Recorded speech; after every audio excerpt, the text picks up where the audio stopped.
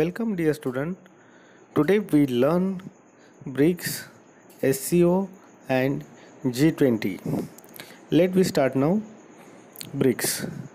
BRICS is an association of major emerging national economies created in 2009.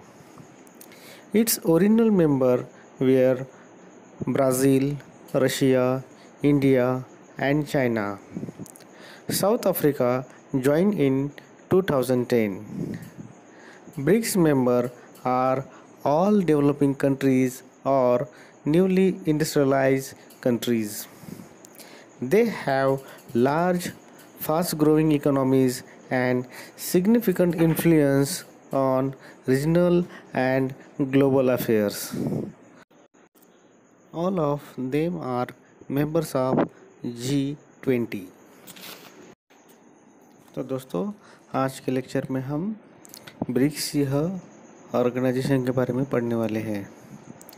BRICS यह organisation 2009 में Brazil, Russia, Hindustan और China in उभरती हुई economy वाले मुल्कों की वजह से निर्माण हुई। 2010 में इसमें साउथ अफ्रीका यह मुल्क इसमें शामिल हुआ। ब्रिक्स के मेंबर्स तेज़ी से डेवलप होने वाले और एक नए इंडस्ट्रियलिस्ट से जाने जाते हैं। बड़ी और तेज़ी से बढ़ने वाली इकोनॉमी का रीजनल और इंटरनेशनल लेवल के ऊपर होने वाली घटनाओं के ऊपर सबसे ज़्यादा प्रभाव होता है। ब्रिक्स की सदस्यता पाने वाले सभी मुल्क G20 के मेंबर हैं। तो दोस्तों, इस पॉइंट में दो ही बातें यहाँ पर हमें ध्यान में रखनी है। तो ब्रिक्स यह ऑर्गेनाइजेशन 2009 में बनाया गया था। इसके सभी मेंबर्स, ब्रिक्स की सदस्यता पाने वाले सभी मेंबर्स G20 के भी मेंबर हैं। Next point is Shanghai cooperation organisation.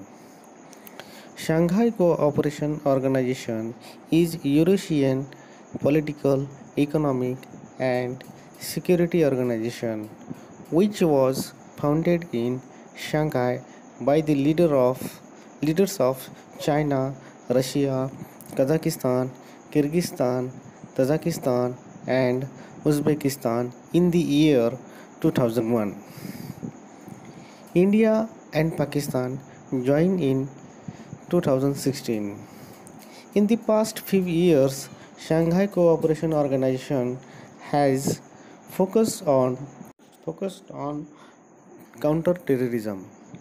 The Shanghai Cooperation Organization's primary focus is on maintaining peace and stability in the region through political dialogue and economic cooperation among member states.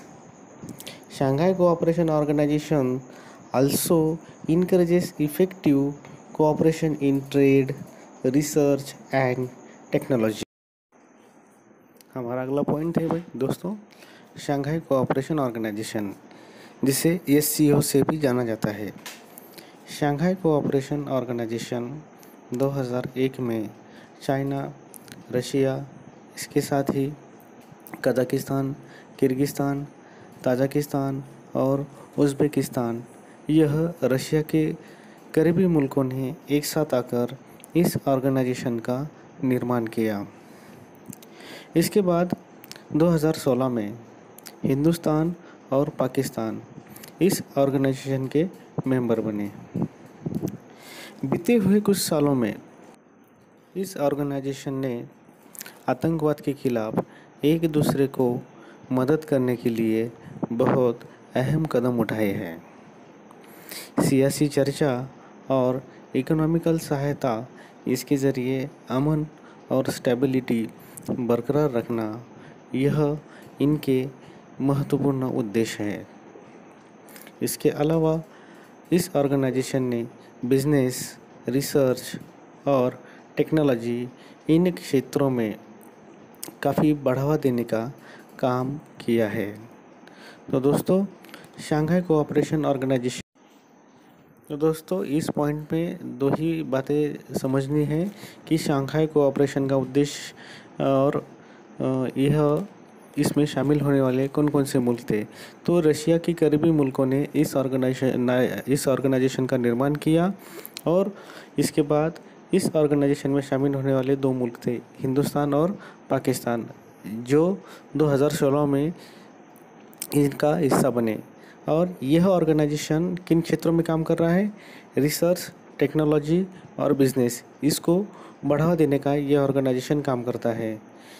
इसके साथ ही आतंकवाद के खिलाफ इन्होंने हर एक मुल्क को आतंकवाद से लड़ने के लिए, एक दूसरे को मदद करने के लिए उन्होंने बहुत अहम कदम उठाए हैं।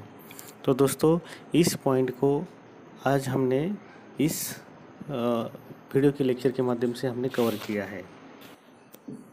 Next point is G20. G20 is an international forum established in 1999 for governments and central bank governors from 19 countries and the European Union. It was formed with a primary aim to discuss policies relating to financial stability. Since 2008, the G20 summits are attended by the heads of the government or heads of the states along with their finance minister and foreign ministers. Developed countries like United States, Britain, Germany, France, Japan, among others, are a part of G20. It does act as a platform for discussion between the developed and developing countries. India plays an active part in G20. तो दोस्तों, हमारा next point है G20। European union और 19 मुल्कों की government से और central bank के गवर्नर, इन्होंने 1999 में G20 के नाम से एक इंटरनेशनल प्लेटफॉर्म का निर्माण किया। G20 का मुख्य उद्देश्य था कि इकोनॉमिकल स्टेबिलिटी के ऊपर चर्चा करना। 2008 से G20 की जितनी भी मीटिंग हुई है, या मीटिंग को हम कॉन्फ्रेंस भी बोल सकते हैं, इसमें प्रेसिडेंट, फाइनेंस मिनिस्टर्स और फॉरेन मिनिस्टर्स यह एक्टिव पार्टिसिपेशन लेते हुए दिखाई दिए हैं।